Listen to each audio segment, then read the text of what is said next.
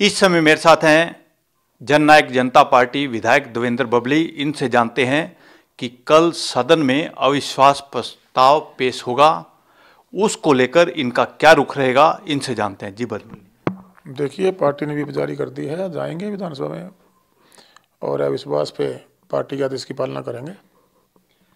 बबली जी, किसान लगातार विरोध कर रहे हैं और कई दिनों से मांग कर रहे हैं कि कानूनों को निरस्त किया जाए, जो कृषि कानून केंद्र सरकार ने पारित किए हैं।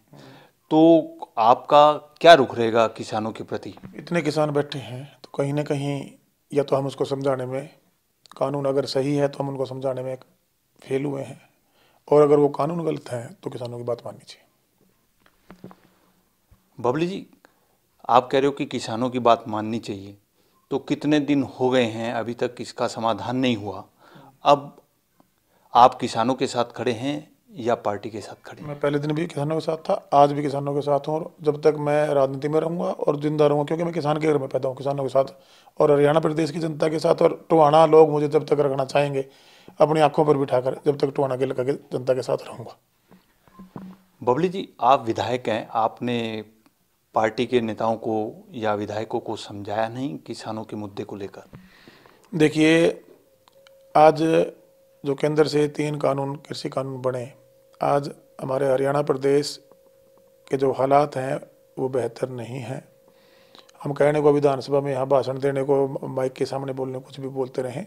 आज सबसे ज़्यादा खामियाजा हमारी जे पार्टी, जो हम सब ने मिल के इसको बनाया, सबकी मेहनत 11-11 साल की, जैसे मेरी थी, काला की थी, हमारे सुरजा खेड़ा की थी, ईश्वर सिंह की थी, उधर अपने डांडा की थी, सबकी थी, दुष्यंत की भी थी, उसकी थोड़ी कम थी, 10 महीने की थी, वो पार्टी से निकल के आया था। तो सबकी मेहनत से एक पार्टी खड़ी हुई थी। लोगों ने किसी उम्मीद के साथ हमें अपने वोट दिए थे, और उस उम्मीद के साथ हम सबकी सलाह से बीजेपी में चले गए थे, लगा था। लेकिन अब मैं ये महसूस कर रहा हूँ कि शायद हमें अब साथ नहीं देना चाहिए।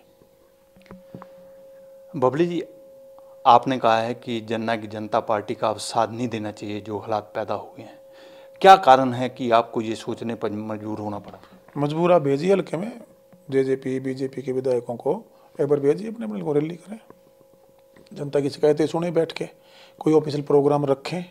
जब आप जन समर्थन खो चुके हो, ग्राउंड पर आप 0-0-0 हो चुके हो, तो मैंने लगता कि हमारा सत्ता में बने रहने का कोई अधिकार है। जब हम जनता का विश्वास खो चुके हैं तो कोई हक नहीं है आज हम यहाँ विधानसभा में बैठ के, हमारी पार्टी सत्ता के साथ बैठी हुई, हमें विपक्ष में बैठना चाहिए, हमें सामने बैठना चाहिए। सरकार तो चलेगी, सरकार के पास तो नंबर है, सरकार को क्या दिक्कत है, सरकार चलेगी। सरकार को 40 मिले हैं, अगर यही कांग्रेस पे होते तो कांग्रेस सरकार बनाई होती, या हमारे पास होते सारा संपूर्ण बहुमत, हमने भी तो 90 सीटों पर लड़ा था बीजेपी ने, तो हम सरकार चलाते।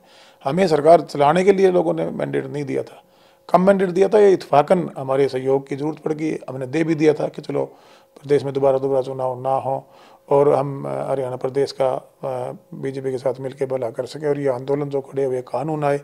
आज जेजेपी अपना ग्राउंड पे हम 0 हो चुके हैं, कोई भी लीडर लोगों के बीच में जा नहीं सकता है, और किसान बेहाल है। उस किसान की समस्या का समाधान अगर हम नहीं करवा सकते अगले 15 दिन तक, तो हमें साथ छोड़ देना चाहिए।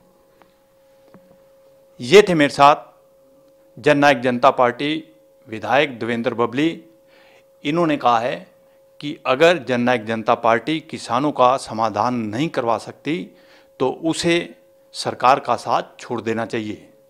इसके साथ साथ उन्होंने जननायक जनता पार्टी के नेताओं को नसीहत दी है कि उन्हें विपक्ष में बैठना चाहिए। Anil Kumar, total news, Chandigarh.